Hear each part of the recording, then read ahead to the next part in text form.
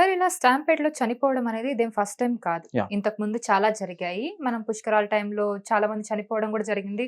అప్పుడు చంద్రబాబు నాయుడు గారు ఉన్న టైంలో ఏపీలో 30 మంది చనిపోవడం జరిగిందప్పుడు యాహ్! పుష్కరాల టైంలో. సో, అప్పుడు గూడా మనం ఇలాంటి యాక్షనే తీసుకొని ఉండాల్సింది అప్పుడు. కానీ ఇప్పుడు ఓన్లీ అల్లు అర్జున్ గారి విషయంలోనే జరిగింది.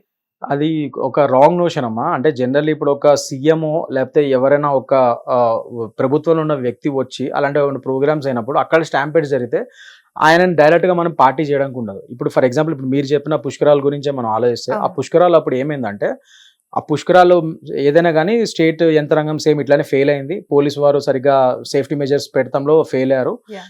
జనాలు లక్షల మంది వచ్చారు. ఒకేసారి ఆ పుష్కర స్నానాలు ఎర్లీ మార్నింగ్ చేయాలని హడావుడిలో ఒకేసారి అందరూ మీద పడిపోయేసరికి ఆ పుష్కరాల్లో చాలా మంది స్టాంపేడ్ అయ్యి చనిపోయారు.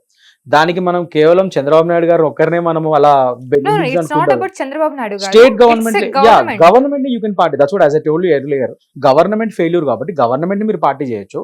దానికి తగ్గట్టుగా సమన్స్ మీరు chief secretary of the government కి వెళ్తుంది అది. అది స్టేట్ ఆయనకి పంపించచ్చు మనం. సో ఇవన్నీ చేయొచ్చు మనం. ద సేమ్ థింగ్ అగైన్ మనం గవర్నమెంట్ ని పార్టీ చేయొచ్చు. బట్ ఒక ఇండివిజువల్ ని డైరెక్ట్ గా మీరే మీ వల్ల ఇది అయిందని చెప్పి మనం పార్టీ చేయడానికి ఉండదు. బట్ ఇక్కడ ఈ కేసుకి వచ్చేసరికి పోలీసు వారు ఇక్కడే అంటుంది ఏంటంటే, అది స్టేట్ ని పార్టీ చేయడం అది అలాంటి ఇష్యూస్ లో వేరే. కానీ ఇక్కడ ఈవెంట్ ఇక్కడ మెయిన్ హీరో గారి గురించే కదా. ఈ హీరో వల్లే ఇంతమంది జనాలు వచ్చారు.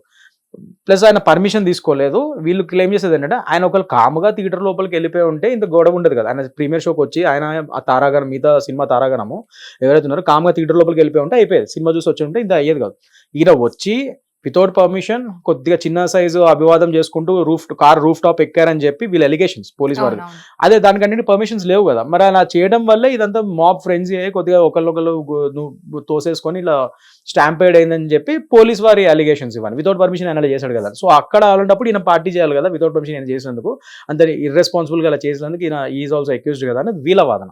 So this is a different scenario. And ఆ పుష్కరాలు జనరలీ ఈ పొలిటికల్ ర్యాలీస్లో స్టాంపేడ్స్ అవన్నీ వేరే సినారియోస్. బట్ ఒక్కటి మాత్రం నిజమమ్మా, either it is a political rally stampede or పుష్కరాలు stampede or a cinema event stampede. At the end of the day మీరు పెట్టాల్సిన సెక్షన్స్ ఏంటి? ఇలాంటి వాటిలో ఎవరైనా చనిపోతే కానీ ఏమైనా ఇదైతే డెత్ బై నెగ్లిజెన్స్ అంటే section 106 of sub clause 1 of BNS ఇప్పుడు ఉంది. సో ఆ సెక్షన్ పెట్టాలి ఇందులో, డెత్ బై నెగ్లిజెన్స్ అన్నది 106 of sub clause 1 of BNS. కానీ ఇక్కడ మీరు అల్లు అర్జున్ గారి కేసులో చూస్తే they have kept 105 along with section 118 of sub clause 1.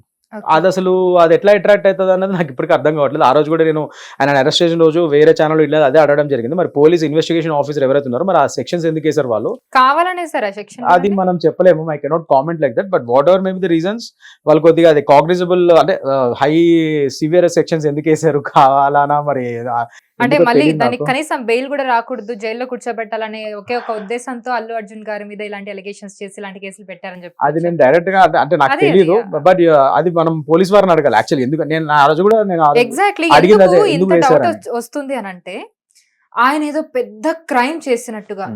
తప్పు జరిగింది కాదని ఎవరు అనట్లేదు. చాలా పెద్ద తప్పు. ఒక మనిషి ప్రాణం పోవడం అనేది ఎవరు జీర్ణించుకోలేని అంశం. అవును. అలాంటిది A1 ముద్దాయి అని చెప్పి అంటున్నారు అల్లు అర్జున్ గారిని.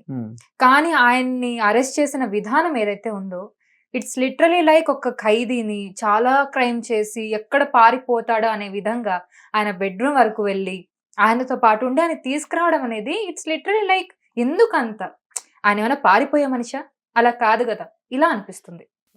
కరెక్టే అమ్మా. ఎందుకంటే నేను మిగతా ఛానల్స్ లో కూడా అందరిని చూస్తుంటే చాలా మంది అడుగుతున్న క్వశ్చన్ ఇదే. ఎందుకు ఒక A11 లో ఉన్న వ్యక్తి అంటే is not a prime accused, exactly. Accused number 11 అయినా అందులో ఉన్న ఒక వ్యక్తిని, అందులో ఒక పెద్ద స్టార్ అయినా ఆయన ఎక్కడికి పారిపోడు. అలాంటి వ్యక్తిని సడన్ గా అది కూడా ఫ్రైడే రోజు శుక్రవారం పూట వెళ్ళి ఇంట్లోపల బెడ్రూమ్ లో చొరబడి మరి అరెస్ట్ చేసి మరి తీసుకెళ్లాల్సిన అవసరం ఏముంది అని చెప్పి చాలా మంది అది క్రిటిసైజ్ చేస్తున్నారు ఆ మూవ్ ని. దట్ ఈస్ ఆల్సో దేర్, నేను కాదనట్లేదు.